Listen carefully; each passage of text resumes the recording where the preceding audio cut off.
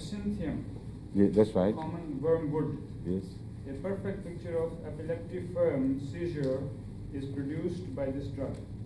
Nervous tremors, shake karna jise kehte hain, precede attack. Should I translate? नहीं मैं कर लेता हूँ, आप पढ़ के सुना दें. Sudden and severe giddiness, delirium with hallucinations and loss of consciousness. ठीक है, इतना. ये दवा है जिसका एपिलेप्सी से बड़ा गहरा ताल्लुक है और इसकी बात खास इलामतें हैं एपिलेप्सी में जिनको पेश नज़र रखना चाहिए. पहला ये कि इसके एपिलेप्सी का दौरा पड़ने से पहले कुछ हाथों में ट्रेमर, कुछ असाबी कमज़ोरी के आसार ज़ाहिर होते हैं. जिसको ये ट्रेमर लिख रहे हैं वो मुख्तलिफ वजह से हो सकती है. मेरा जहाँ तक इस दवाई का असर मुझे याद है वो ये है कि इससे असाब में अचानक कमज़ोरी वाक़या हो जाती है और यूँ मालूम होता है अंदर से इंसान किसी चीज़ से मगलूब हो गया है. उस वक्त उसके हाथ पाँव में हर किसी थरथराहट पैदा हो जाती है. और फिर जब एपिलेप्सी का दौरा आता है तो डिलीरियम उसमें पाया जाता है. बाद एपिलेप्सी के मरीज़ दौरे में चले जाते हैं, खामोशी से बेहोश हो गए, लेकिन कोई आवाज़ वगैरह ऐसी नहीं निकालते जिसमें कुछ बातें पाई जाएं, कुछ पागलपन का इजहार हो. इस दवा में ये है डिलीरियम. तो एकोनाइट के जिक्र में मुझे इसलिए याद आई थी, ये बात आपने की है तो मुझे याद आया इसका कि एकोनाइट में भी डिलीरियम है, लेकिन वो आर्जी बीमारियों का डिलीरियम है, यानी पागलपन की बातें बेहोशी में करना. इस दवा का ताल्लुक लंबी बीमारियों से है और एपिलेप्सी जैसी बीमारी जो बाज़ दफ़ा ज़िंदगी पर साथ लगी रहती है उसका डिलीरियम हो अगर तो एबिस आपको याद आनी चाहिए और उस डिलीरियम में चीखें और खौफ का इज़हार हो तो एकोनाइट कोई काम नहीं करेगा. कुछ मिलती हैं अलामतें, बाकी जो अलामतें हैं वो अलग हो जाती हैं. ठीक है, और देखें आगे. Nervous excitement and sleeplessness. Nervous excitement, वही नर्व्स के साथ इसका ताल्लुक है.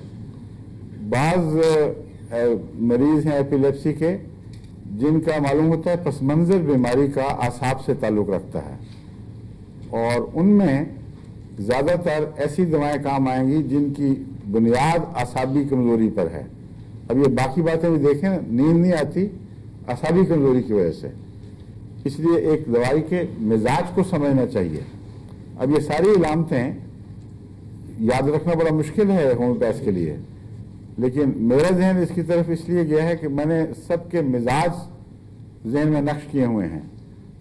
जब कोई मिलती जुलती बात उस मिजाज की तरफ इशारा करे तो फिर किताबें मौजूद होती हैं, इंसान फ़ौरन उठाकर उनको देख सकता है, जिस तरह इस किताब को मैं उठा के देख रहा हूँ, और आपको आपकी रहनुमाई सही दवा तक हो जाती है. आगे चंद बातें पढ़ जाएँ और जी. Cerebral irritation.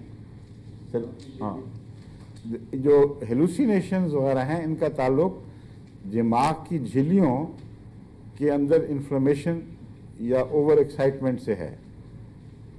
ये महज नर्वस नहीं है. अब दो बातें मुमकिन हैं. एक तो ये कि नर्वस बीमारियां अपने तौर पर नर्वस कमज़ोरी की वजह से, असाबी कमज़ोरी की वजह से हों, और उसके अलावा दिमाग की रगों में भी इन्फ्लेमेशन, दिमाग की झिल्लियों में भी इन्फ्लेमेशन पाई जाए, उससे भी असाबी कमज़ोरियाँ ज़ाहिर होती हैं, मगर और तरह की. तो इस दवा में जिस्मानी इन्फ्लेमेशन इतनी नहीं जितनी दिमाग के पर्दों की है या असाब की कमज़ोरी.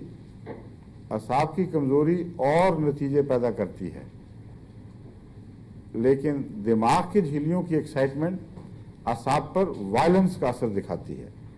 ऐसा मरीज़ गुस्से में आता है, बकता है, बड़ी बड़ी अजीब अजीब बातें, जोश दिखाता है. तो इस दवा में ये दोनों मिजाज खास तौर पर पाए जाते हैं. आगे चलिए. Cerebral irritation, hysterical and infantile spasms come That's within range of this remedy. Correct.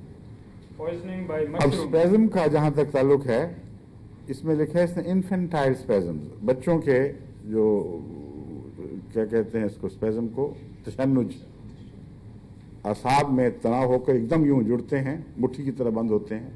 उसके बाद वह बड़ी सख्त तकलीफ़ें होती हैं, दर्द बहुत होती है जब तक उसको हल ना कर लिया जाए. लेकिन याद रखें स्पेज़म और एपिलेप्सी दोनों एक ही किस्म की बीमारियों के दो चेहरे हैं। एपिलेप्सी बगैर स्पैज़म के नहीं होती। कहीं दिमाग में कुछ स्पैज़म हुआ है, रग में, किसी खून में, या असाबी स्पैज़म हुआ है, उसके नतीजे में मरीज़ एपिलेप्टिक होता है। और जितनी एपिलेप्सी की दवाएं हैं उनका स्पैज़म से ताल्लुक़ है, और जितनी स्पैज़म की दवाएं हैं अगर दवा किताबों में एपिलेप्सी के नाम पर ना भी पाई जाएं तो आप अपने तजर्बे में ला सकते हैं उनको।